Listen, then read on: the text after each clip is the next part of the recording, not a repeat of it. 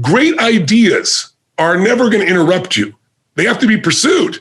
And if you don't pursue them, you're going to get what everybody else has, which is all this fear, all this uncertainty, all this stuff that won't work, because everybody's focused on what won't work, what can't happen. Why? Because they're afraid. They're afraid to fail. They're afraid to try and feel like they're not enough. So you got to stand guard of that mind by feeding your mind. You know, Jim Rohn used to say to me, success leaves clues. If you want things to get better, you got to get better. If you want things to change, you got to change. But you got to do it deliberately and consciously. And he used to say to me constantly, he said, Tony, you've got to constantly find a way to feed that mind, something that's got strategy in it, philosophy, something that's going to improve the quality of your life. And if you really learn it, you can help the people you love with the things you learn. And so I got hooked. And so I decided I'm going to read a book a day. I took a speed reading course, and I didn't read a book a day, but I read 700 books over the period of 7 years, all in the area of philosophy, physiology, emotion, the things to me that mattered most. And what I really try to do is each day try to use something I learned, not just read, not just let my learning lead to knowledge. You know, Jim used to say, if you let your learning lead to knowledge, you become a fool. If you let your learning lead to action, that's when your life changes. So I started being aware of who was saying what I was taking in. You know, Jim used to say, you know, success leaves clues. If someone's successful, they're not lucky. They're doing something different than you. Figure out what they're doing different. And he said, the first thing is find out what they're reading. He said, I remember he said to me something funny. He said, find out what poor people read and don't read it. And when he said poor, he didn't just mean financially poor. He meant people that were unhappy, people that had no sense of meaning in their life, people that were financially strapped because they weren't managing to add value to other people, people that found themselves not taking care of their relationships, their body. Poor isn't just money. Wealth isn't just money. It's emotional, spiritual, everything. He said, so find out what successful people do, what wealthy people read, what happy people read, and read that. Need motivation? Watch a top 10 rules video with the Believe Nation.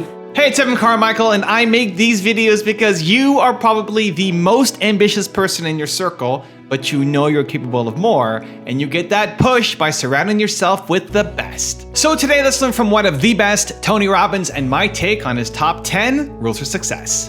Enjoy. Rule number 2, face the challenges of life. Most of us in life, we work so hard for things. We think life's going to be a certain way, but as you're going to discover, life is never a straight line. You know, we're taught that. We think line is just, I'm going to go from here to there. But if you look in nature, you never see a straight line in real nature. If it's a straight line, a human built it. And so it's a process of evolving, of growing, dropping back, growing, dropping back. And challenges are what really grow us. You know, your life is a great story. You know, every person's life is a story. And the question is, some people's story is a warning, some people's story is an example. Right now, you're an example that's growing and expanding, and you have a chance to have this be the most incredible life. But it won't be a life without challenge. And the challenges we're facing right now give you an opportunity to grow like very few generations. You know, I'm sure you've heard of the Great Generation, the World War II generation. If you watch a great movie, if you read a great book, you know, the size and the power of the hero, how much you become as a hero is defined by how tough an obstacle you face, how difficult is the villain, the opponent. And so sometimes when I've been through the toughest times of my life, one of the questions I've had to ask myself or note to myself is, I finally have a really worthy opponent. This is scaring the hell out of me, or this is challenging me, or this is making me crazy. But I also know in my gut and my soul that if I can push through, it's just like you've done in these years. You've pushed through tough times, I'm sure, many of them. But as you push through those, you become more. And as you become more, something magical happens. You don't just grow. You expand in your spirit and your soul and your capacity and your skill. And all of a sudden, fear becomes less and less a part of you.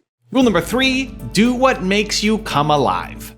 Ultimately, I really believe that probably the most sacred thing in our lives that we can give another human being besides our love is our labor. You think about it, your labor is your energy, it's your time, it's your emotion, it's your intellect, it's your spirit to some extent.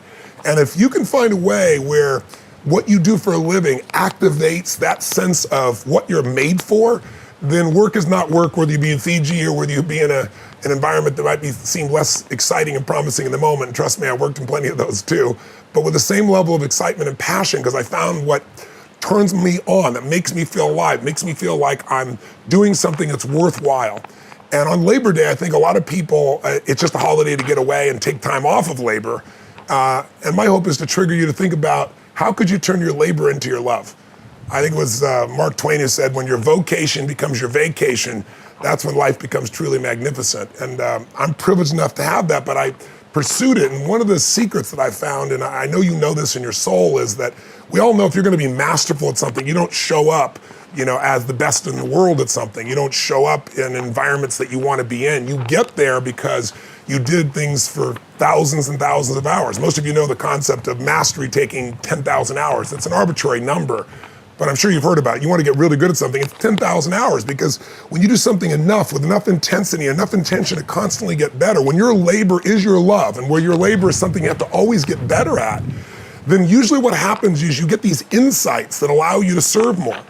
But I also think that labor, we're talking about this weekend, what makes people fulfilled by their labor is their motives for it. If your motive is just to make money, or just to pay your bills, or just to get rich, or whatever you think that's going to be, those people never really are fulfilled, even if they make the money. The most fulfilled human beings in my experience, and I've had the privilege of working with literally 4 million people from 125 countries now around the world, the people that are most alive, regardless of the economics, are people that have found something that they really feel the motive is more than just themselves. We all know what it feels like when you're trying to do for something for someone you love, and you're not doing it as a trade, you're not trying to get something back, you're just doing it because it's what you're made for. And I always tell people motive does matter. That if you're just doing something for yourself, there's nothing wrong with that, because life supports whatever else supports life. If you're part of life and you're trying to do something that's going to make your life better, I think the universe, God, whatever proper term for you, whatever your belief system is, infinite intelligence gets connected to you and it gives you insights. But I think if you're trying to serve more than yourself, more life than just you, when things support more of life shows up to support you. And that might sound kind of airy-fairy, but it's my experience. When you're trying to support your family, when suddenly I had 4 kids, 3 of them overnight, my life changed, my intellect changed, my abilities changed, because I was trying to serve something more than just me. When I started really focusing on how to serve a community, and then a country, and then humanity, as corny as it may sound, you get insights you won't get when you're just trying to somehow, make your labor happen or get the job done. So labor could be love, and it isn't for most people. Most people, I think, are unhappy in their life because they look at labor as work. They look at it as, why should I have to effort so much? And in my experience, effort is the reward. If you are doing something you love, it's there. So if you don't have it, you might say, Tony, that's all wonderful. You're in Fiji and you do what you love and I don't have that. Thanks so much for giving me the lecture. I'm not coming from that place. I'm coming from the place of saying you can discover something that you're really passionate about, but in order to do it, you got to get out of the story of what you can't do, and you got to put yourself on the line. Rule number 4, change your state of mind. To me, a breakthrough is a moment in time. It's a moment when the impossible becomes possible, and you don't just think about it, but you act upon it. It's like you can have a concept that doesn't create a breakthrough. The breakthrough is when you get to the point where you actually are going to do something about it. And I ask people all the time, I ask your listeners or viewers as well, it's like, I'm sure you've had a time where you struggle with something, right? You're going to do something about this relationship, but you keep not changing it, right? Pulling back, or you're going to stop smoking, or you're going to go lose those 25 pounds or whatever it is. And you start to make progress, and then you pull back and you get disappointed and get frustrated. But then there's some times where finally you hit this threshold. You hit this moment where your brain says, not another day, not an hour, I'm changing this relationship, I'm losing this weight, I'm making this happen. And people create that breakthrough. And it can happen, it's the difference between what triggers it versus what makes it possible. What triggers it is usually pain or massive inspiration. Nothing in between does it. Most people, they hit a threshold of pain and say, it's like, I ask people, how many of you have ever been in a relationship way too long? And everybody raises their hand. I go, why? Why'd you stay? You weren't happy, they weren't happy. It's just because of the unknown, the uncertainties, the idea of change. It could be worse, to be alone. But then there's that moment when you finally hit the threshold, you go, it's been painful in the past, it's painful now, it's going to be painful in the future, I'm going to change it now. So the trigger that finally made that happen, I'd ask your audience, if they think it's something where they finally broke through, what was the trigger? Usually that moment, that day, you hit a threshold of, I can't take anymore, I'm changing, or something inspired you. You saw someone's possibly, if they can do it, I can do it as well. But that's what makes it possible. What makes it last is a change in your emotions, or a change in your belief system, or a new strategy, right? You and I both know, because you're both strategists, the right strategy, hell, you can consume a book and remember more of it in 30 or 45 minutes than you did when you used to spend 10 days on the damn book, right? It's the right strategy, but you're not going to find the strategy until it's a must for you, not a should. You know what I mean? Or it's that change in belief. It's like, okay, I've put up with this crap long enough. I'm better than this. There's something more in me that you finally find in yourself. Or you finally get pissed off enough, or you get excited enough to make that real change. And so what I've studied is, I like to take complex things and make them simple, because I found that, the more, when I was really young, I tried to make things more complex. I think to try to convince myself how smart I was, or other people, I don't know what, but it's stupid, because complexity is the enemy of execution. And the only way your life changes or your business changes is execution. So it's like, how do you make it simple? And I started looking at all these, I've been doing this is my 45th year doing this. I started when I was 2, of course. And I started seeing these patterns all over the world, working with the greatest people on earth, athletes, business people, the most challenged people in prisons. Like, what are the common denominators in all these cultures? And I began to see there's 3 things you need for a breakthrough, but most of us do them in reverse order so we don't get the breakthrough. The number one thing most people do when they want to have a breakthrough, they want to change their body, want to change their finance, they look for a strategy, which makes common sense. That's what I used to do. But the problem is, strategy could be the problem, and maybe you need a better strategy, but that's not usually the real problem, right? Like, for example, 3/4 of America is overweight or obese. If we're the fattest humans in the history of the world, we all know COVID, other than age, the number one risk factor is obesity. That's number one. And yet, very few people do anything about it. And why is that? Is it because, the strategy for being fit and strong is so complex, or only the 1% know it, or it costs a fortune to do it? No, you have to be fighting not to see all the strategies to make your body physically better. They're around you everywhere. So you could have the wrong strategy. Like, I remember years ago on the cover of Time magazine, they had the Atkins diet, and they said, I think it was 15% of Americans were doing it. Well, if you gotta pee on a stick so you don't get too acidic and your breath is that bad, it's pretty obvious that's not sustainable. So sometimes it's a strategy problem. But when you work for the how first and you've never figured it out, your emotions get in the way. It's the wrong sequence. It's like the dog bit Johnny, Johnny bit the dog. Same words, different experience if you're Johnny. So strategy naturally is where people go, but rarely do they change with that. What the real problem usually is the story they've developed. And a story is just code for all the things you've told yourself over and over again until you believe them, right? There's an old language pattern that says, tell a lie big enough, loud enough, long enough, sooner or later people believe it. That was Hitler who said that. And so most of us are Hitler in our own mind. So it's not that they can't, what do people say? How come I can't lose weight? I can't lose weight because, I've tried everything. No, if you tried everything, you'd be fit, right? They didn't try everything. I've tried millions of things. Really, name them. Well, I've tried hundreds, name them. And then they'll tell you 3 stupid things that don't work that they did over and over again, right? So it's the story. I don't have a relationship because all the good ones are gone, or they're gay and I'm not, or I'm gay and they're not, or whatever the story is. The story is what'll keep you. Like, I'm sure, Jim, you have so many great strategies you share with people. Haven't you had times when you give someone an answer right there in front of them and they just can't even see it, right? They don't believe it. Because the story is literally blinding them. In psychology, we call it a scotoma, a blind spot. But then there's one level deeper than even the story.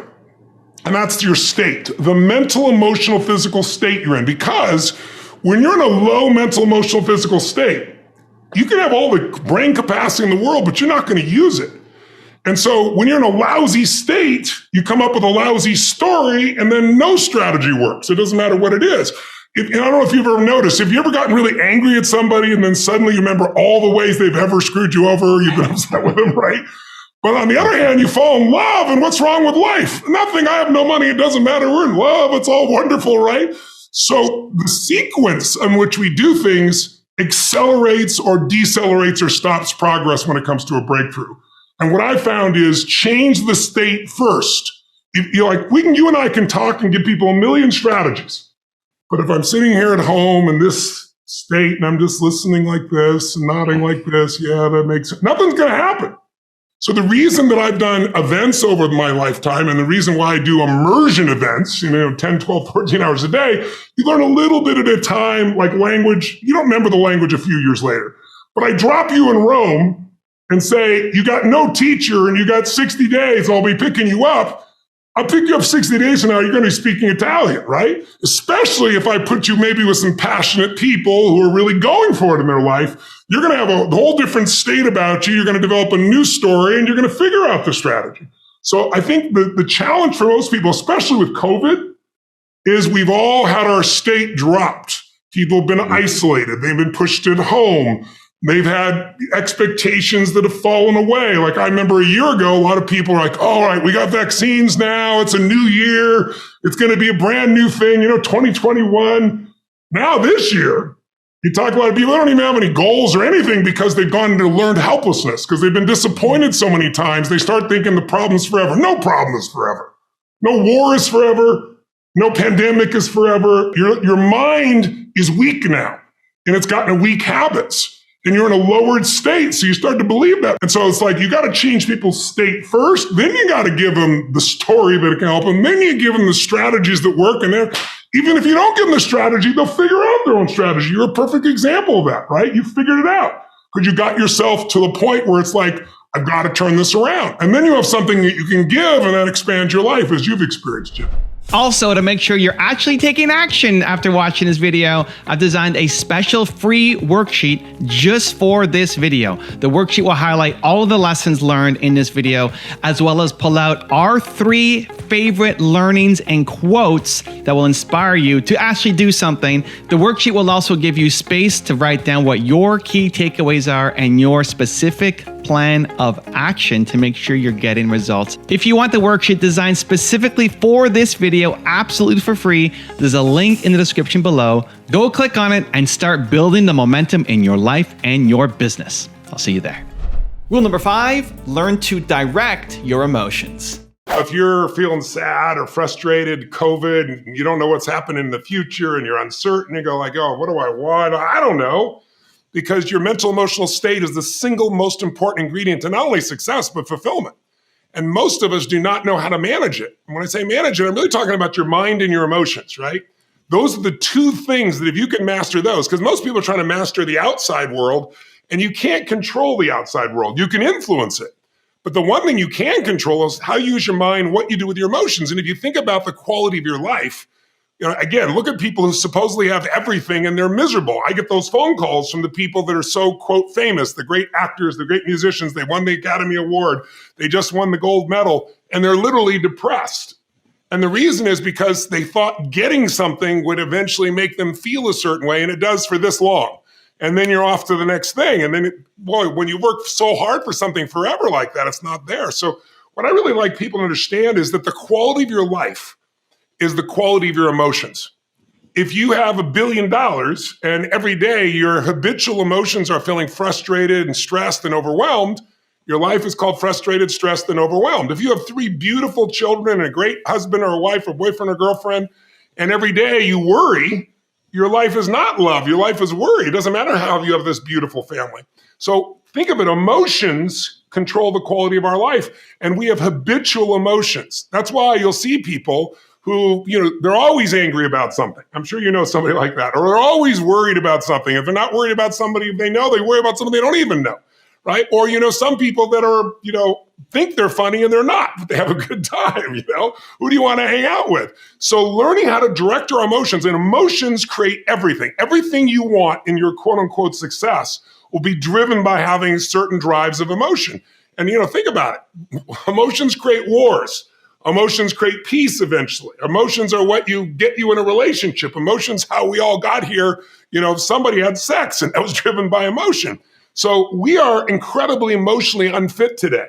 We're fearful about everything. It's nobody's fault. It's just culturally, we've been conditioned to get everything instantly by having it in our fingertips in our phone or our iPad or our computer, whatever the case may be. And so now when people don't get what they want immediately, I'm sure you've seen somebody standing on the street corner and they're banging on their phone like, give it a minute. It's going to a satellite and back, People today have 0 patience, and then that messes up the next part that's really your life. Quality of life is quality of your emotions. but your emotions are magnified by the quality of your relationships. If you have terrible relationships, it's going to be hard to stay in a great emotional state. And so what I try to teach people is, what do you do to take control of your mind and emotions? And fundamentally, the most basic thing you got to do, especially at a time like COVID, is you got to every day have a couple of simple practices. One of those is every day you got to feed your mind. And when I say feed your mind, I mean consciously seek out something that's going to give you new insight, new inspiration, new way of looking at things. Because otherwise, today the news follows you, right? It's in your pocket. And the news people are good people, but they're doing their job. What's their job? Make as much profit as possible. How do you get the most profit? Get the most people to watch. How do you get the most people to watch? Fear. If it bleeds, it leads, is the phrase they use in journalism, right? And we've seen so much fear built up now that most people have lost their faith.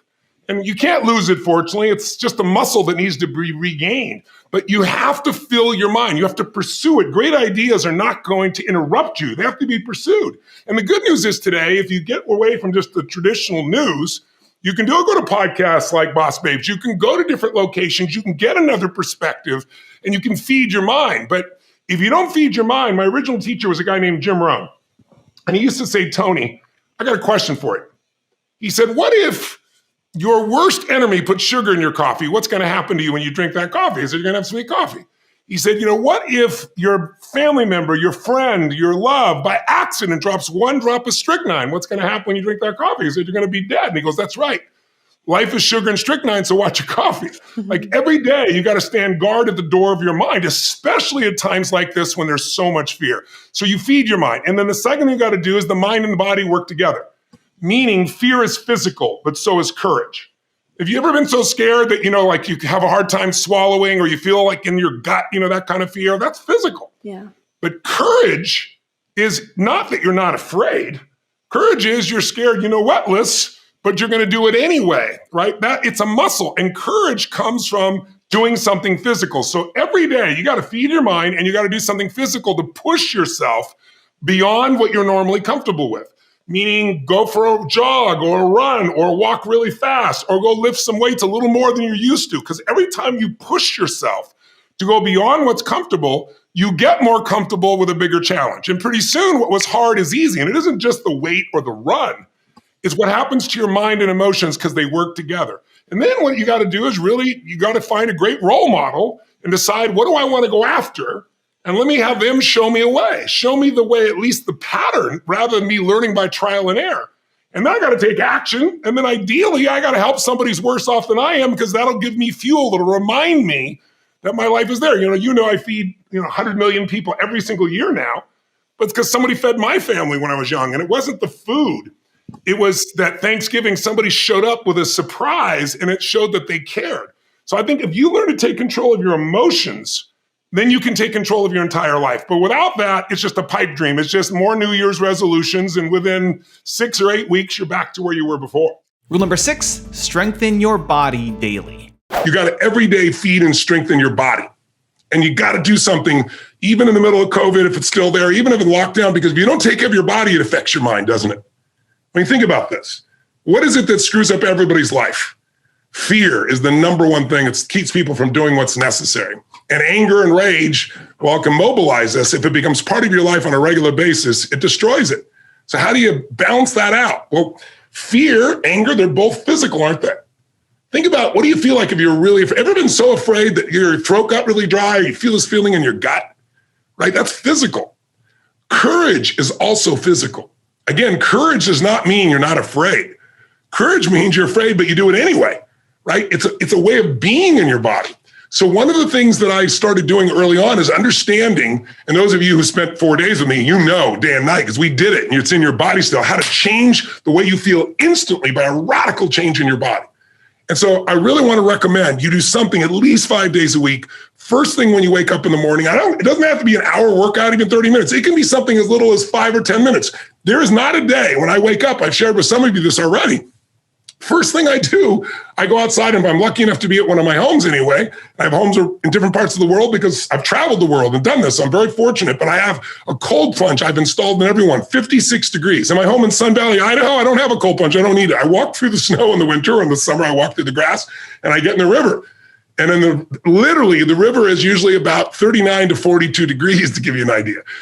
Every cell in your body is moved. The blood rushes through everything, right? And I do it for two reasons. There's never a day I look forward to doing it. I don't go, oh, I can't wait to go in there. I do it, number one, because it transforms your body. The blood flow, the lymph flow is unbelievable from a health perspective. You just go in for a minute, pop out, and it's like a different world, right? I don't care what it is. Or you could take a freezing shower would be the minimum way you could do this if you couldn't do this. But it's about changing your body so radically. And it's also about developing a simple daily discipline. It's like, I don't negotiate with myself. I tell my brain, I don't go, oh, wait, I'm not ready. Or let me count to 10, or maybe I'll do it tomorrow. That pattern of thinking is what destroys most people's lives and their dreams. You can settle for a life like most people have, or you can create your dreams, but to do it, you need to be able to push yourself. So you need to train yourself in little ways. Or it could be just going and lifting weights, and you're going to do like 10 minutes of pushing yourself, or a sprint, or a really fast walk, anything. Because when you get your blood pushing, when you push beyond what's comfortable, it develops this determination inside you, this sense of will that you will then use everywhere else. I always say, if you discipline yourself in one area of your life, you're going to be able to do it even more in other areas. You get momentum. Momentum is everything. So if you train your mind, great, but you got to train your body as well in some way. And I don't care, again, if it's 5 or 10 minutes where you really push yourself, or a full-blown workout, it's got to get there, because when you do that regularly, you're going to find yourself having a better mind. The mind and body can't be separated. They're completely connected. You work on both of them, you're going to have a different world, and you're not going to be shut down. And when other people are like, oh, it can't be done, just move, I'll handle it. It's a different way of being, isn't it? Rule number 7, expand your identity. Why is identity so important for us to shape a positive, powerful identity? Well, first of all, so everybody understands what I mean by identity, is we all have a way of identifying ourselves. We have a way of labeling ourselves. So most of us came up with our labels based on how we behaved. But really smart people can do stupid things. Really nice people can be mean. Mean people can be nice. And so if you judge yourself too soon, and most people's identity, their labels for themselves, who they think they are, has been based on their past, and often many years ago. And so they don't update it. So the metaphor I'd give for identity is like, it's your comfort zone. It's not your goals. So if you took a temperature in the room and it said 68 degrees is my comfort zone, physically, emotionally, financially, I want more in my relationship. I want more physically, energy-wise. I want more financially in my career, but this is what I'm used to. And so what happens? People stay in their comfort zone for the most part. And then let's say something happens and you dip. You're a 68 degree, or that's your mentality, and you drop down to 62, 61, 60, somewhere around 60 or 59, the heaters kick on and go, whoa, whoa, whoa. You're a 68 degree, or what the hell are you doing? We've all experienced that. All of a sudden you go, I'm not going to live like this anymore. I'm not going to be in this relationship. I'm not going to be fat like this. Boom. And you get this drive and you start to change. But what most people don't understand is it happens on the upper end too. Meaning, let's say you got momentum, you start crushing it, you start doing even better than you think. You go from 68 to 70, 88, you're at 98 degrees, financially, emotionally, spiritually, whatever the metaphor is. And then what happens? You're going to say, hey, your brain goes, who the hell do you think you are? You're not a 98 degree here, right? Get back to 68. And if nothing else, the heaters stop, you lose your drive, and that'll drift you back. And not enough, the air conditioner can kick on, and you start to kind of sabotage yourself till you get back to your comfort zone. So unless you expand your identity, change is temporary. It's like when someone says to me, I've stopped smoking, it's been 8 days. And I go, why are you counting? And I say, why are you counting? So you can tell people how long you lasted this time? Ooh. Like if I went to somebody and I said to you, hey, Louis, you want a cigarette? You're not going to say, what brand is it? You go, no, right. I'm not a smoker. Notice how I'm not one of those. That's not my identity. Identity is the strongest force in the human personality. If you look at Lance Armstrong, who has a mixed identity now in the culture, this is a guy that had to win and found a way to win. So when he was told he had cancer in his lungs, in his brain, and in his testicles, and he rides a bike, and he's going to die, his answer was, no, I'm a champion. I find the way. I will find the answer. And he did. Now, unfortunately, he bent the rules around the sport, and it kind of ruined his reputation, obviously. But that mentality, his identity, is why he survived. Other people told they have cancer, and they're like, it's over. They give up. They start arranging their affairs. And so that psychological difference is the number one thing I work with people on, because unless you expand your identity, you're going to basically keep where you are. You might improve a little or not. You might go up and down a bit, but you're going to stay within a realm. If you're going to have an explosive breakthrough to another level, physically, mentally, financially, spiritually, then we got to not only give you the tools, we got to shift that internal sense of who you really are and have you find that you are more than anything that's ever happened to you, that you can handle whatever shows up, even if it's incredibly scary or uncomfortable. Rule number 8, focus on the future. And that's why you're successful. All successful people tend to focus on the future. All people that are overwhelmed tend to focus on the past because you can't change it. But so you say, the past is past, so let it go, right? Yeah. So imagine, just for a second, somebody's home, they're a strong, smart person, but they're not feeling strong and smart because they've been sedentary. They're not using their body. And when you don't use your body, you don't have that kind of energy. I don't care who you are, right? You're constantly hearing fear coming at you from all the news that's around there. And so people tend to focus on what's missing, what they can't control, and they think about the past and will the future ever be like that? But none of these patterns are going to help you. But you can change all three. You can train yourselves to focus on what you're grateful for, what you have. And you can always build on success. That's what creates momentum. You can train yourself to be able to say, okay, if that was missing, that's no problem with it. Here's how I'm going to go after it. Here's how I can find the answer if I don't have the answer. And you can train yourself to enjoy this moment while you're building your future. So those 3 decisions alone, I could give you a dozen. But I'll give you an example. I ask people sometimes in seminars, and I've got 15,000, 30,000 people in a stadium, and I'll say, how many of you know someone who takes antidepressants and they're still depressed? And 90% of the people raise their hand all over the world. And so how could you take antidepressants and still be depressed? Well, because all they do is numb you. In fact, on the side of the box, it says can create suicidal thoughts. So numbing you doesn't deal with the problem. As long as you're constantly focusing on what you don't have or is missing, as long as you're focused on what you can't control, you're going to find yourself not having what you want. So it's not that difficult, but what people need is they need to shake it up. You can't do these things just being in your head, sitting here at home in your head, because there's not enough energy. The one factor that changes anybody's life is energy. And that's why I've done my live events, and that's why I started doing digital events. I didn't want to do like a webinar. I wanted to do something that was a true event. That's why I built a stadium, 20-foot high LED screens. I created total interactability. So we have people from 195 countries participating in real time, able to talk to them, connect with them like they are a live event, bring them up large, have the impact.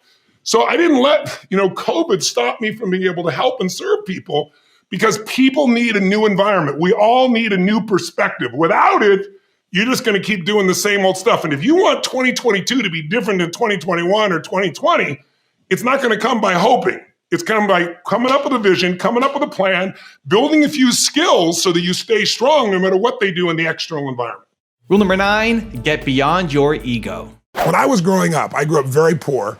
And I'm the oldest of 3, and I had to do all the shopping, all the grocery shopping on my bicycle, come home, make the meal, and I was happy with all that. But then, right when you wanted to be done with your work and go watch sports or do something great, I had to wash the dishes. So I swore someday I will never do the labor of washing dishes. I will afford a dishwasher. I will find some way to not have to do dishes. I tell you this as a background because when I told him I couldn't be a furniture mover, he looks down and goes, oh, only one other job left, dishwashing. Now, dishwashing in India is a different labor than you might picture in your kitchen.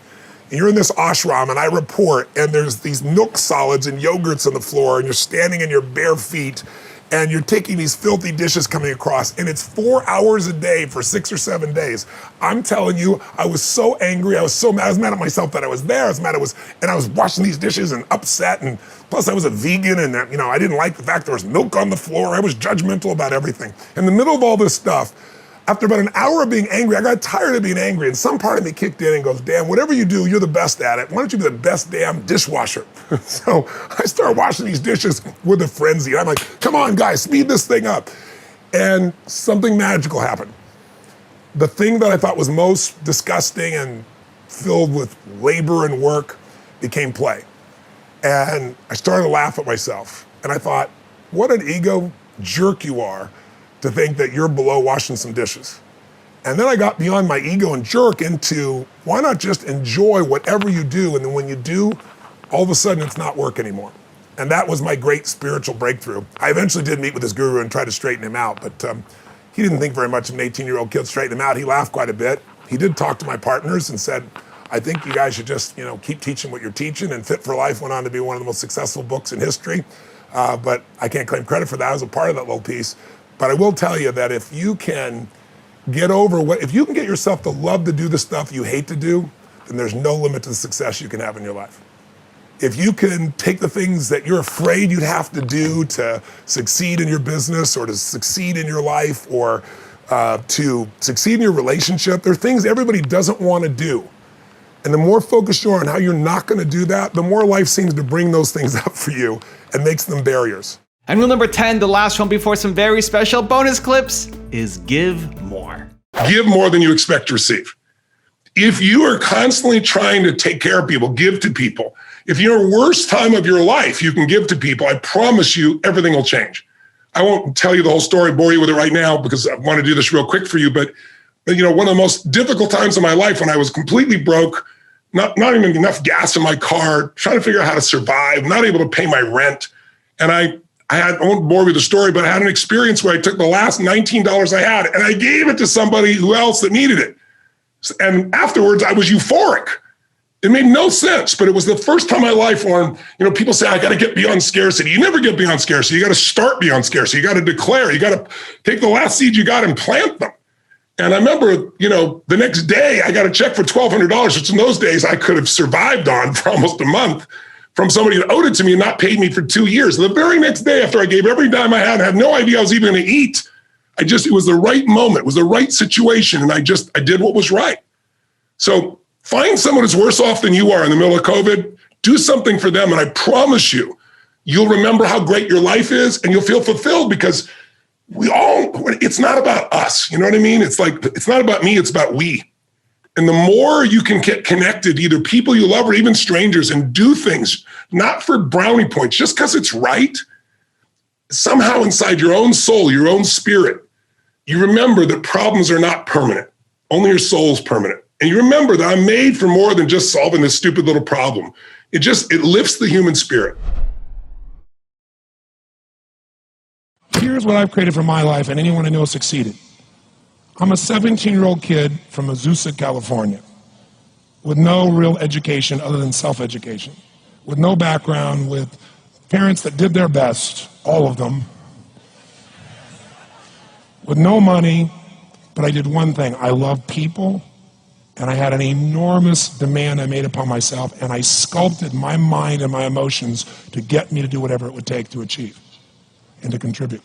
But to do that, I did it by using my body and changing my focus. I did it by putting myself in a peak physiology and using what I call incantations. Can you train yourself to believe something? Yes or no? Absolutely. How many of you ever made the fatal mistake of going to Disneyland or Disney World, and while you're there made the fatal mistake of going to a ride called It's a Small World After All? What happens for about a week after you're out of that damn place? You're still singing this thing in your head in 24 languages, right? Well, let me tell you something. How many of you have things when you want to go achieve them and this part of your voice goes, oh, it's not going to happen, or forget it? How many got a voice that sometimes interrupts that good pattern? Say I. And what you want to do is train a new one. So starting when I was 17, I started doing incantations, not affirmations. Affirmation, you go, I'm happy, I'm happy, I'm happy, I'm happy, I'm happy. What's the problem? You haven't changed your what? Your what? Physiology. If you don't change your physiology, you won't get anything. So in incantations, not only you speak it, but you embody what you're saying with all the intensity you can. And you do it with enough repetitions that it sticks in your head. Like It's a Small World, now the conversation in your head is always the same and it gives you what you want. So you use your body and your voice. So 17 years ago, I started doing things. I was working for Jim Rohn, this speaker, and I was 17 years old. I had long hair, minestrone soup, acne on my face. And I was trying to call on Bear Stearns type of people and convince them why they should go to this man's seminar and be more successful. I was driving a 1968 Volkswagen that I had earned at $40 a week as a janitor. The only way I did it was park far from the building and then go in, and I love people and I believe, but I put myself in state and I was able to influence people that were far more successful than I was at the time. I would do something that I still do backstage and have done for 23 years because I don't hope I'm going to be in a good state, I demand it. So I do an incantation using my whole body. I'd say, I now command my subconscious mind to direct me in helping as many people as possible in life today to better their lives by giving me the strength, the emotion, the persuasion, the humor, the brevity, whatever it takes to show these people and get these people to change their lives now. And I would do that literally driving in my Volkswagen to a meeting in LA on the freeway for 40 minutes. People are looking at me, I'm screaming at the top of my lungs. They're going, I know he's a serial killer, I know he is. But by the time I entered that room, when two people meet, if there's rapport, the person who's most certain will always influence the other person. And I was totally certain, and they were trying to get revved up to certainty. Do you agree with this, yes or no? I do another one because I was poor. I changed my mindset. I kept doing things, but I never got beyond it. I'd say God's wealth is circulating in my life. His wealth flows to me in avalanches of abundance. All my needs, desires, and goals are met instantaneously by infinite intelligence, for I'm one with God and God is everything. And I would imagine the abundance of my life, and I would feel so grateful. And a year later, I went from making $38,000 a year to making $1 million a year in 1 year. Leverage is critical. You know how I get so much done? Because I don't just get it done. I know the outcome, I know the purpose, and I look for leverage. Leverage is different than delegation. What's the problem with delegation? Delegation is you have all that needs to be done, so you give it to someone else, and you tell them what needs to be done, and when they don't do it, you're pissed off. Leverage says, I can move the biggest boulder in the world with a little bit of effort if I get something I can do it with, but I'm still part of it. So leverage is, if I'm going to leverage something here with Tom, I'm going to make sure Tom understands the what? The outcome. I want to make sure Tom understands the purpose, the why, and the action. But I might say to Tom, if you can get this done without this action or better action, go for it, baby. And I want to talk to you on this date, and we got to promise, and we're going to check in before it's needed. So there's no surprises. And if you're having problems, Tom, come back to me because we're partners on this. That I call leverage. And you know what I do when I have no time? There is time. I just got to leverage it. Now I'm saying, you say, I have no one to leverage it to. You know, Shane over here, right? I got all the stuff he wants to do, he can't leverage it. But Shane's answer was, hire somebody, then he thinks about what it's going to take and goes, $125,000, I can't do that now. He's getting caught up in one way to get the outcome. Leverage. He goes through his list and goes, what if I got somebody to do 20% of this stuff? I could spend 20 grand to get that much freedom. I could pay for it times 10. And if I'm really productive, my productivity should enhance the world, not only my clients and customers, but it should provide jobs for other people. And if there's anything you hate to do, it's because you're either ineffective at it or you don't think it's very important, but it is urgent. So you need to hire somebody for those things. And ideally, somebody who loves that job. You're never going to grow when your time is eaten up for activities that aren't that important. Activity without high levels of purpose is the drain of your fortune. Do it now. If you can't get it all now, do a part of it now. Leverage is power. Leverage is ultimate power. Whenever people fail to achieve their goals 99.9% of the time, and you ask them why, they'll tell you it's because of a lack of resources. That's what all these things are. I didn't have the support, right? I didn't have the money. We didn't have the time. We didn't have this. We didn't have that. There's a resource that people believe is missing. And that resource, belief structure, then keeps people from ever being able to really lead. Because what leaders do is they find a way to maximize whatever resources they have, as little as they may be. And they don't believe in limited resources. I'll give you an example. Let's take a business example to start with. In 1974, a guy named Sam Walton had built his little company up. He came up with an idea. He started with $20,000 in, I think, 1962, if I remember right. But by 1974, within 12 years, he had 78 stores. And you know how he did it? In the middle of the night, he'd drive across the border and he'd go and study other people's stores. He'd buy everything the cheapest he could in the middle of the night. He'd go to other people's stores. Whatever was working, he figured out. Success leaves clues. He came back and did it in his store. Whatever was working in any store, in any competitor, anywhere he could do it, he did it. So he figured out how to maximize the little resources he had, his 20,000, built 78 stores, and if you read any of the people following him, the company had gone public in that year, they were all saying, this is it. He's maximized his resources. I mean, he only has so much money. There's only so many cities that are going to appeal to this discounting mentality, right? This is it. This is all he can do. And the word on Wall Street was sell. Now, what's interesting is at that time, you look at Sears and Kmart, and they were gargantuan companies, weren't they? 20, 30, 40, 50 times, 100 times his size or more, probably. And at that time, they were the leaders and they knew what's going to happen. But did things change, yes or no? Did he suddenly get mass amounts of capital? No. Here's what they didn't understand.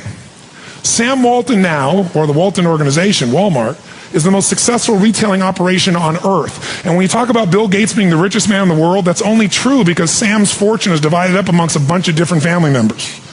You put them together, they dwarf Bill Gates. Sam Walton did this. How did he do it? What people underestimated is that this guy could go to 4,400 stores, do 250 billion. Where's Kmart today? And they've been shrinking. All of them have been shrinking. And he's the dominant force on earth. Here's the thing he understood. Resources are interesting, but the ultimate resources are the feelings of emotion that make you resourceful. Think of it this way. Resourcefulness is the ultimate resource. What do I mean? What are the emotions that make all this possible? What's the fuel that takes an idea from being in your head where you intellectually know what to do? How many have had an idea, for example, was a great idea, you're excited about it, and then you didn't do anything. One day, there you saw it on the shelf, you saw it somewhere else, someone stole your idea. How many have had this happen? Say, I. The only difference between you and that person was not that they had more resources, they were more resourceful. Success and failure are not giant events. They don't just show up. You don't just suddenly become successful or suddenly have this cataclysmic event that makes you fail. It may look that way, but failure comes from all the little things. It's failure to make the call. It's failure to check the books. It's failure to say, I'm sorry. It's failure to push yourself to do things physically that you don't want to do. And all those little failures day after day come together until one day some cataclysmic event happens and you blame that. That event happened because you missed all the little stuff. Do you agree with me? And success, by the way, is not some overnight event. It's all these little things. Success is having a vision. Success is making it compelling. Success is really seeing it and feeling it every day with strong enough reasons. Success is feeling the sense that I'm here to grow and I'm here to give something to the world more than just myself. All the little stuff. That's where success comes from. In business, it comes from delivering more than anybody could imagine. All those little things add up. People go, wow, that's who I want to do business with. It's true in any area of your life. Everyone has different goals and dreams and desires, but as I traveled around the world to 100 countries, I started going, holy shit, I'm seeing the same problems. What's underneath it? I began to see that there are these same 6 human needs that we all have, the same needs. We all have a need for certainty, that we can avoid pain and we can have some pleasure, some comfort. We all need uncertainty. We need variety or we feel dead inside. If you're totally certain, you're bored. If you have total variety, you're like freak out. And it's not a balance. It's learning which of these you need more as a person. Everyone's developed a different set of values in that area. The need for significance, to feel unique, special, important. The need to feel loved, the need to grow, and the need to contribute. Some people value certainty at the top of their list. That's their center of their target. I don't want to do anything unless I know it's going to work. I don't want to do anything unless it's the same. If you change anything, they freak out. If certainty is the number one thing on your list, everyone has the same needs, but if it's number one, I know how your life's going to be. I can predict the direction of your life and therefore the destination to some extent. If you're driven by love first, you want certainty too, but love is higher, you're going to behave very differently than if you're driven by significance. I have to be the one.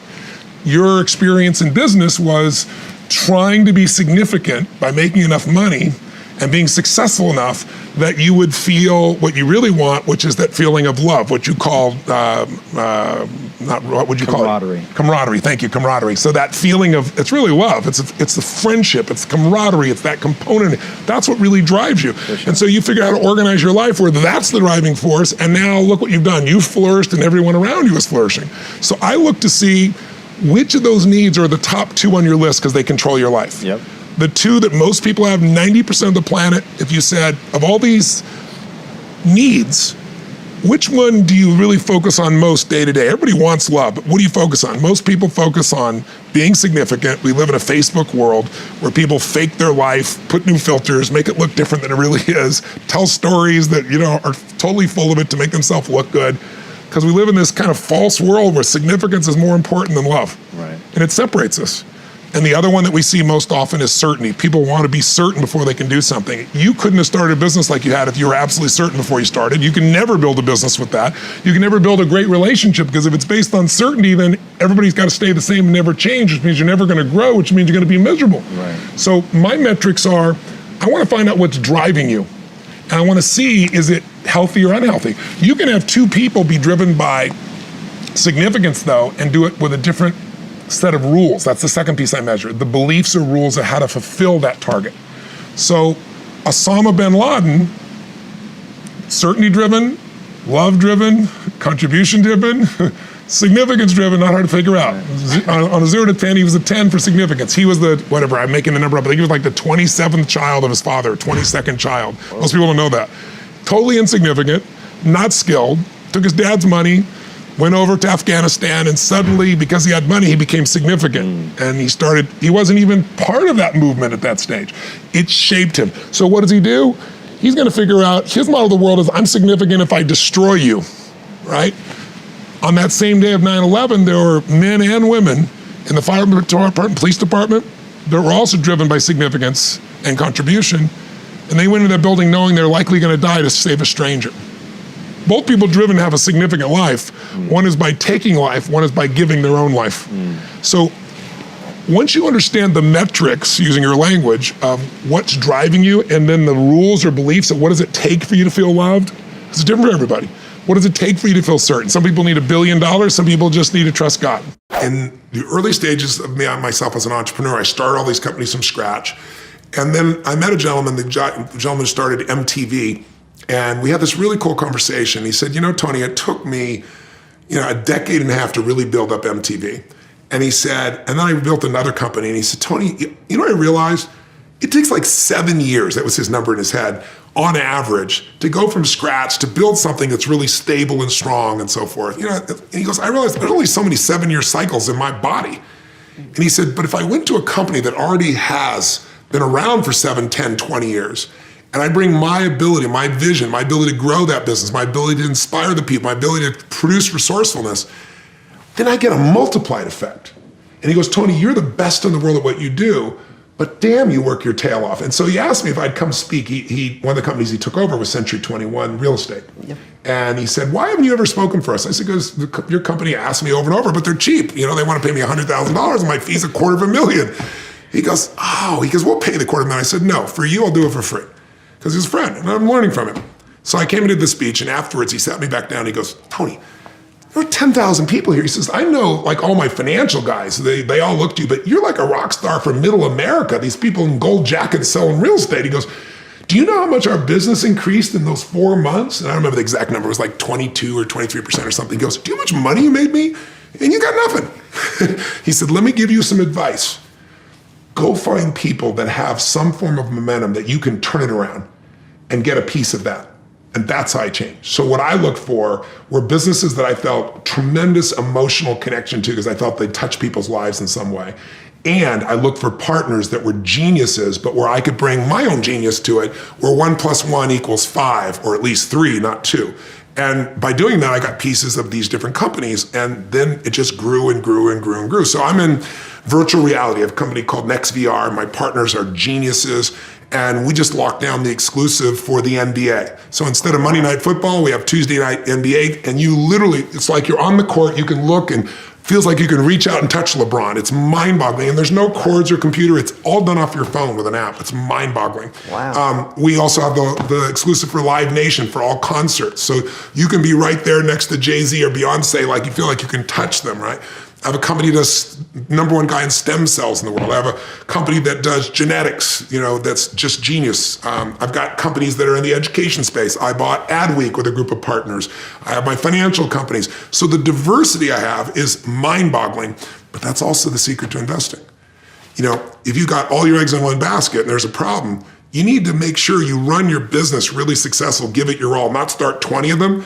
But once that business really is strong and your investments are strong, then you can build a second one. Most people, they build a business and then it's not going as well as they want, so I start another business because it feels more exciting. And it's like you have one child you're not taking care of, so let's have a second child and a third child, and it just doesn't work. But the diversity of it also makes me excited. So I manage 12 of them actively.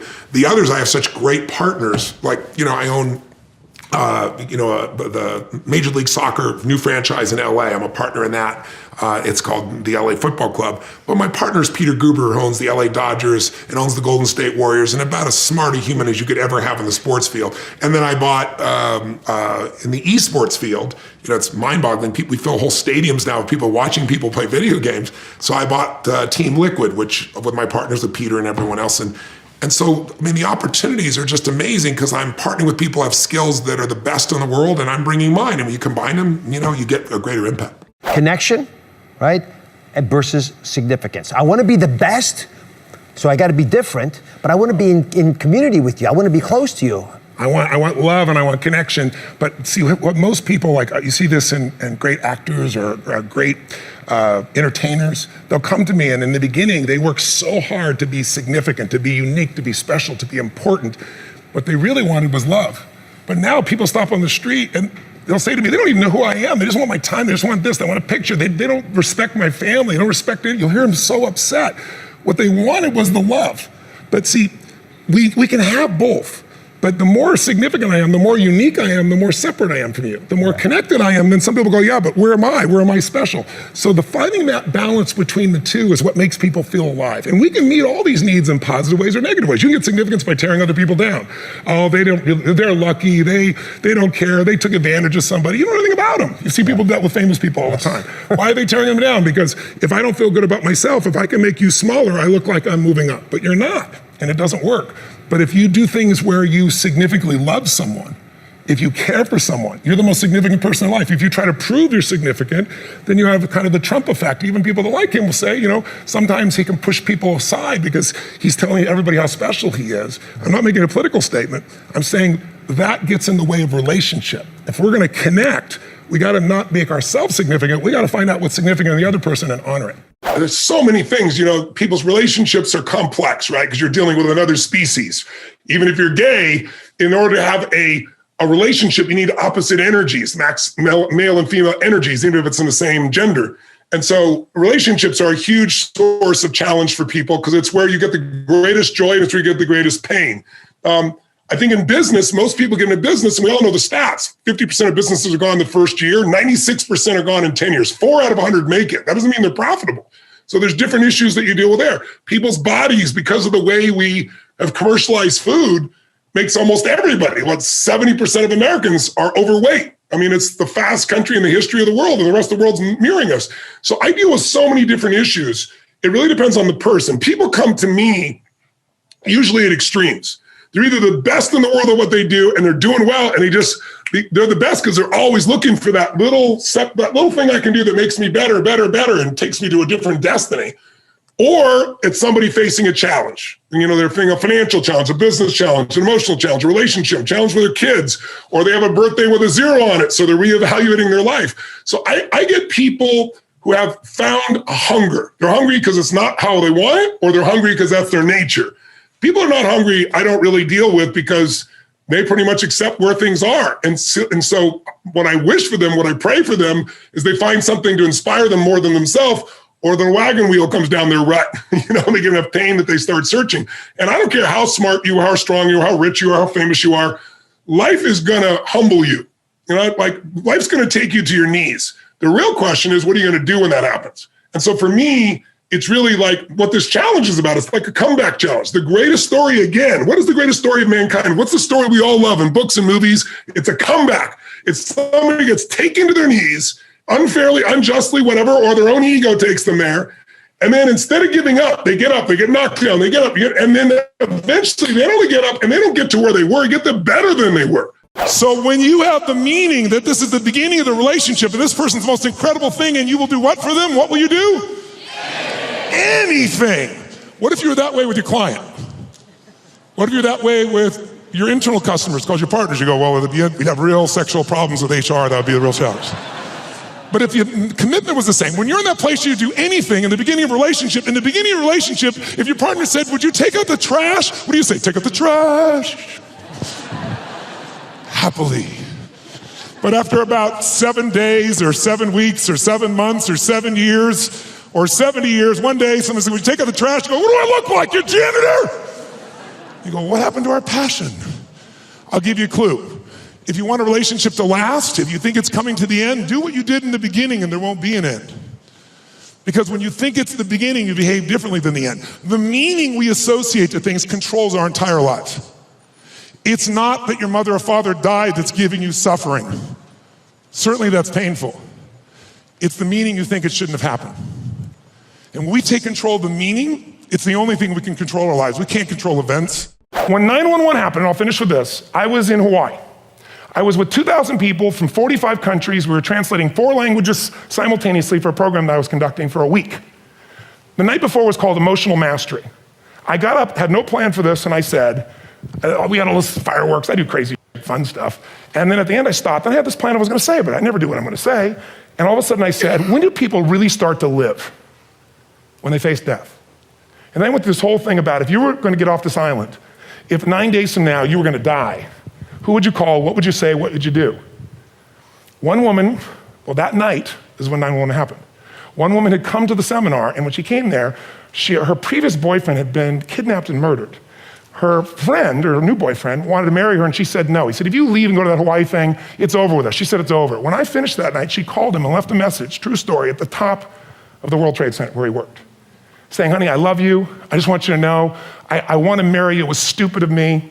She was asleep, because it was 3 a.m. for us, when he called her back from the top and said, honey, I can't tell you what this means. He said, I don't know how to tell you this, but you give me the greatest gift, because I'm going to die. And she played the recording for us in the room. She was on Larry King later. And he said, you're probably wondering how on earth this could happen to you twice. And he said, all I can say to you is, this must be God's message to you, honey. From now on, every day, give your all, love your all. Don't let anything ever stop you. I was in my early 20s, and I developed this incredible arsenal of tools, a toolbox, a tool chest, if you will, of the very best tools to create change rapidly. Things that look like magic to people.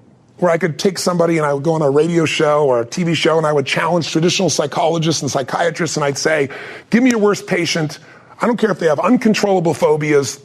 Have them come see me. I'll handle it in 1 hour. And I developed this idea that I was the 1 hour, the one-stop coach, the person that could help people make any change.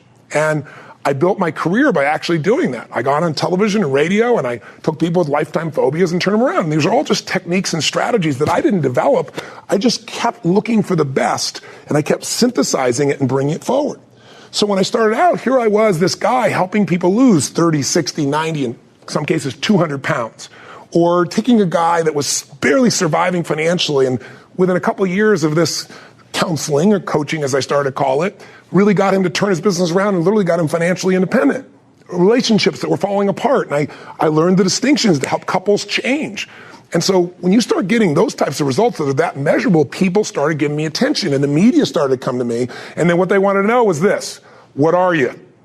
And I thought, are you a guru? I said, no, I'm not that. You're Mr. Motivator. Like, no, I'm certainly believe in people having an inspired life. I mean, think about it. Inspiration is pretty important. If you're not inspired, what is inspired? It means in spirit. It means there's an energy in your life. If you're not inspired about your life, what do you have? Nothing. But I'm really more about strategy. And they kept pushing me. Guru, motivator, what are you? And I said, well, you know what I really am? I'm a coach. And I came up with that metaphor. I mean, there's always been consultants in business. I wasn't talking about businesses. It was individuals. And I said, I'm not a therapist. I said, and I don't have a degree. People pay me because I produce measurable results. They pay me nothing unless I do it. That's how I set up my career. That's how I built my brand.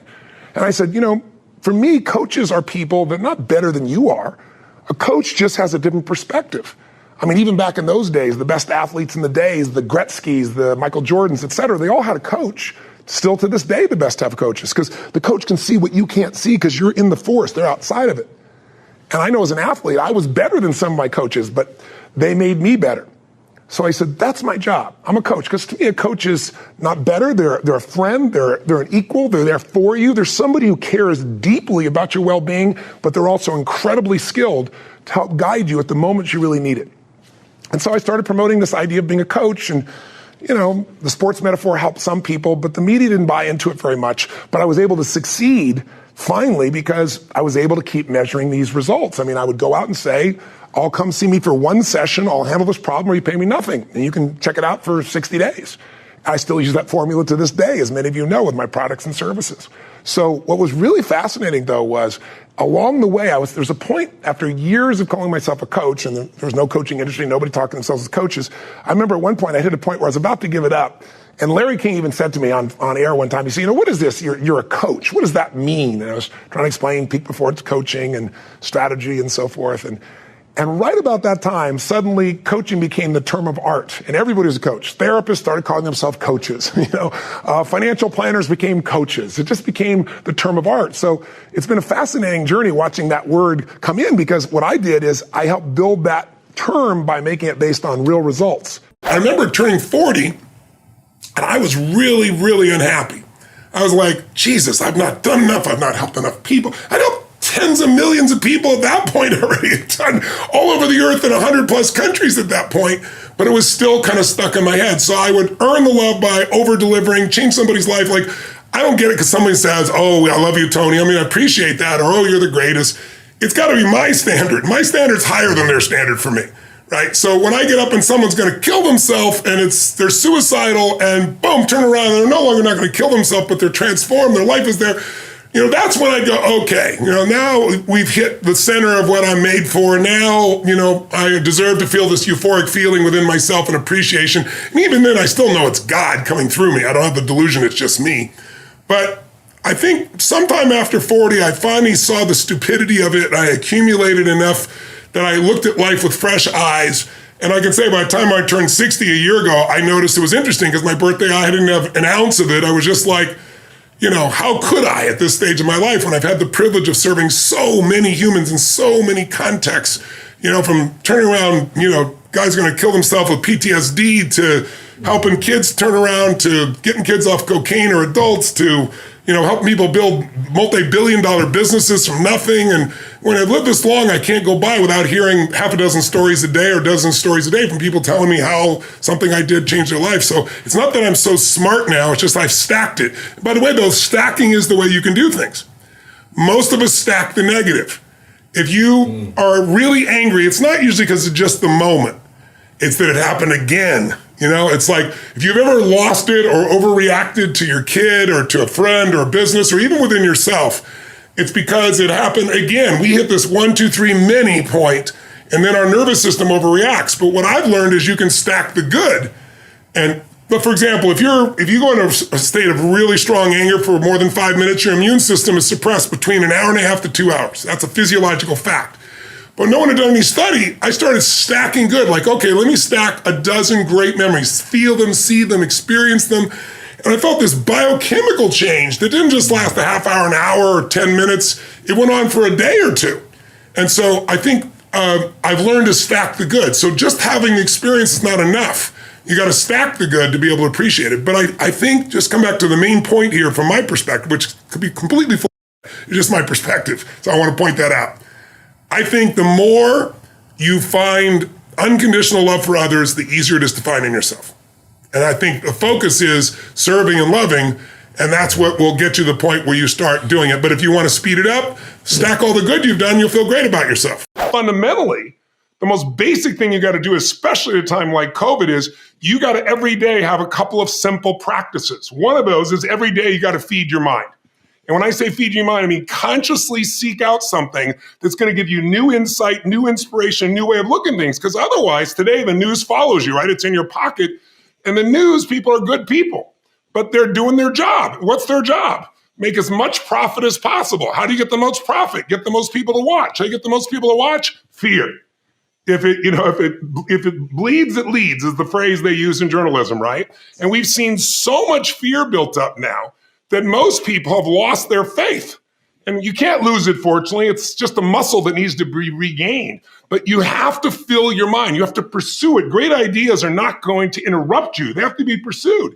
And the good news is today, if you get away from just the traditional news, you can go to podcasts like Boss Babes. You can go to different locations. You can get another perspective, and you can feed your mind. But if you don't feed your mind, my original teacher was a guy named Jim Rohn. And he used to say, Tony, I got a question for you. He said, what if your worst enemy puts sugar in your coffee? What's going to happen to you when you drink that coffee? Is it you're going to have sweet coffee? He said, what if your family member, your friend, your love, by accident drops 1 drop of strychnine? What's going to happen when you drink that coffee? He said, you're going to be dead. And he goes, that's right. Life is sugar and strychnine, so watch your coffee. Like every day, you got to stand guard at the door of your mind, especially at times like this when there's so much fear. So you feed your mind. No matter how long you live, no matter what changes in society, skill number 1, it's the ability to recognize patterns. You're really good at it. You do it in finance, you do it in business. Thank you. I'm not just blowing you smoke. That's why you're successful. Because when you recognize patterns, it allows you to go to the second step, which is use them. If you recognize financial patterns, you can do great things. You recognize patterns in business, you can turn around any business. That's what I've been doing. I have 105 companies now. We do $7 billion in business. And I have no business background. But I recognize the patterns, and I studied the billionaires that started with nothing and said, what did they do? How did they do it? How did they turn it around? So if you can recognize patterns and if you can use them, you got a great advantage. But then gradually over time, if you go to play the piano, you usually play other people's music initially. And then there's a point where you come through. Now you start creating patterns. And when you start creating patterns, that's when you become a dominant force in business, in life, in the marketplace, and with your children or anywhere else. Momentum is everything, right? The hardest part in life is creating momentum. So when that all happened, I had built something of momentum over, 40 years, literally at that point. Around the world. And, what do you do all of a sudden when, suddenly they say you can't do an event with more than 10 people and you've got 15,000 people scheduled to take over the stadium. And you know what I did? I went, we're going to Vegas. They're never going to shut down Vegas, right? But then they shut down Vegas. I was like, I know I'm going to rent a church, a mega church from a buddy of mine in Houston, 15,000 people. They're not going to keep Costco open and shut down the church. They kept Costco open and shut down the church. So I got to the point where it's like, what do you do? And when you think there's nothing you can do, that's when you can do something. When you think I don't know what to do, that's when you know what to do if you just push yourself. And so I was like, I pulled my team together. I saw a guy do like a webinar with 252-inch screens. And I said, I'll kill myself first. I said, I got to create an experience for people. They need it desperately, wherever they are in the world. So literally I pulled out a tape recorder. It's like, okay, here's what we're going to do. We're going to do 20-foot high LED screens, 50 feet wide, highest resolution in the world, 0.67, 50 degrees, 180 degrees around me, around the back. I'm going to call my buddy Eric Jan, and I'm going to see if Zoom, we can expand him from the little 1,000 to 20,000 or 30,000.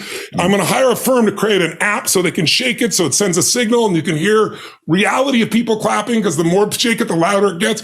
And I just started creating the whole thing in an hour there. So when I was done, my CFO says, Tony, after he saw all the numbers, it was over $20 million by the time we're done. He's like, Tony, should we rent some of this first? And I said to him, listen, first of all, you can't. I said, go do your best. Not what I'm looking for. I said, second of all, this is going to be this way for a while.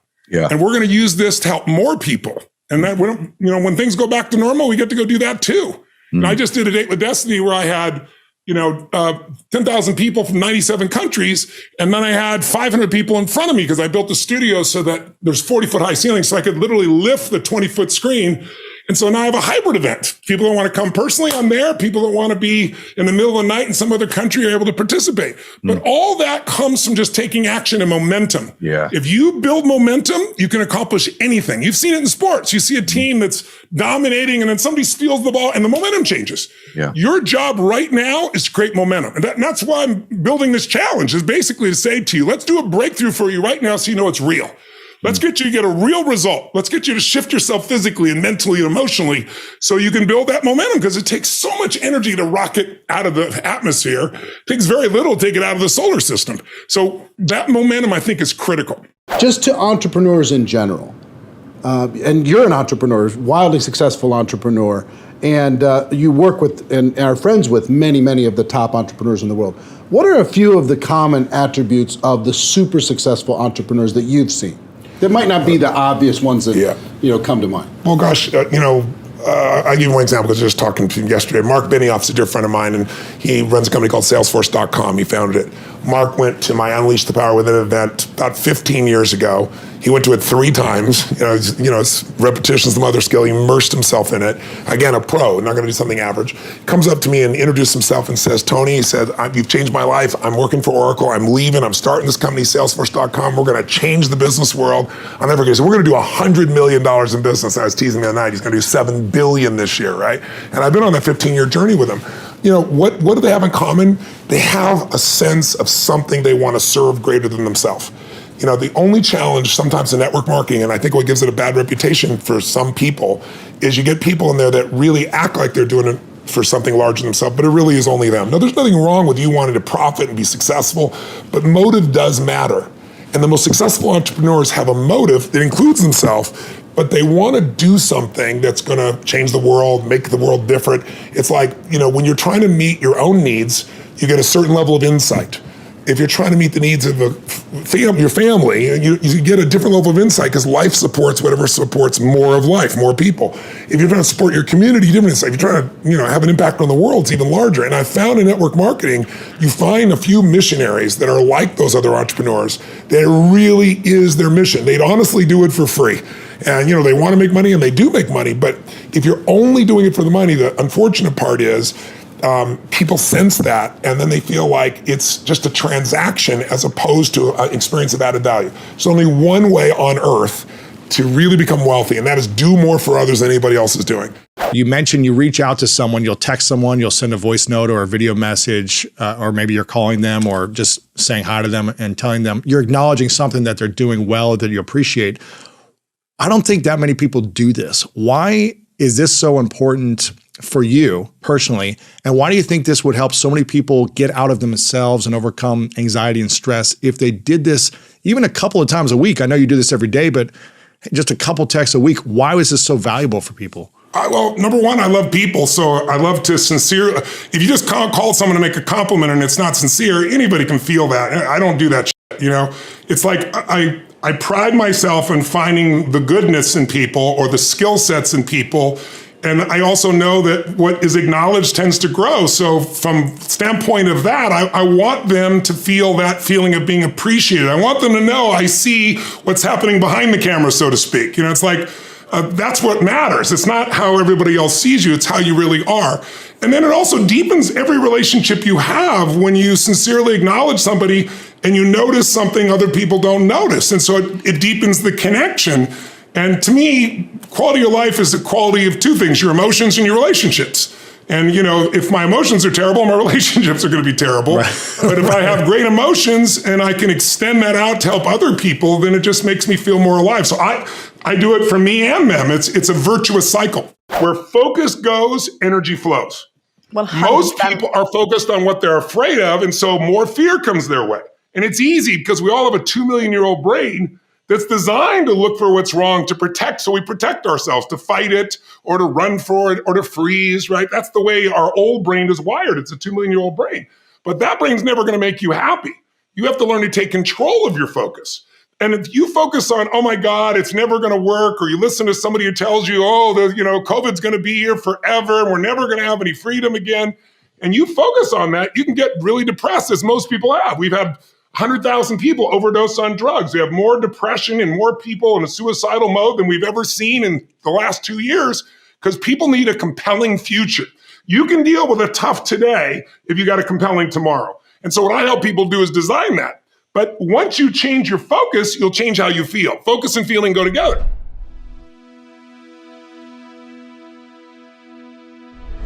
Because you made it this far in a video, I want to celebrate you. Most people start and don't finish. Most people never actually follow through. Most people say they want something, but they don't ever do the work to actually get it. But you are different. You are special. Believe Nation, you made it here all the way to the end, and I love you. So as a special celebration, if you put a hashtag believe down in the comments below on this video, I will showcase you and celebrate you somewhere on the screen in a future video because you are awesome. To see the top 10 I did on Elon Musk, check the video right there next to me. I think you'll love it.